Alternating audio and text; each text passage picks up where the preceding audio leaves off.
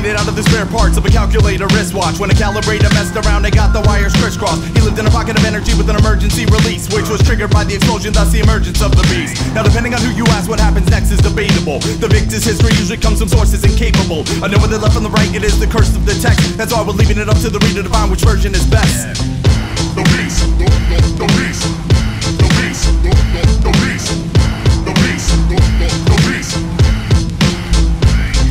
One school of thought has the creature painted as a sadist, who always seemed to thrive and only arrive wherever the pain is. He was evil incarnate with the heart of a vacuous void, who targeted innocence with malevolence and he had to destroy. But the other side of the coin said he's been wrongly accused, and those who portray him as a monster are just strongly confused. But no matter which side of the argument, they all can at least agree that nobody's ever experienced anything quite like the beast. He stood about 10 feet tall, but when he hunched he was just half that. The expression on his face was to be feared and to be laughed at. You didn't have to stare to notice the oddity on his left pack. While other people had a heart, the beast had a cassette deck with a tape that played a heartbeat that was kind and gentle. But when he got mad, it would get stacked, he had to wind it up with a pencil. He had a giant beard which animals used as a nest. Some of the creatures he would shelter, others he would ingest.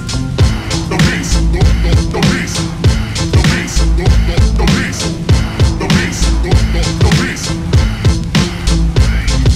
His vocal cords were often the topic of local lore. He had a language which nobody had written or spoke before. Kinda sounded like a dragon was gagging upon an eagle, terrifying at the same time, both noble and regal. And nobody will understand how he always seemed to make sense. And even if they couldn't agree on facts surrounding events, no matter which side of the argument, they all can at least agree that nobody's ever experienced anything quite like the beast.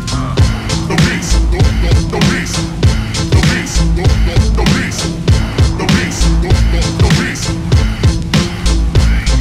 He was driven outside of the county line, delivered a bound and gagged. The people were mocking him from the back of the truck while on the ground he dragged. It's true you may be covered in flesh, it's true that you may bleed, but it's also true that we don't like your kind, whatever your kind may be. So they cut him loose and spun the wheels and left him in a cloud. So lonely and pathetic, once majestic and so proud. Even those that cared for him, they didn't dare to interfere. So the only thing left to figure out was where to disappear. So with a hunch much slower than he thought that it could get, he wandered off into the wilderness with a broken cassette. But every now and then the people hear him howling, and it either comforts them or else it has them cowering.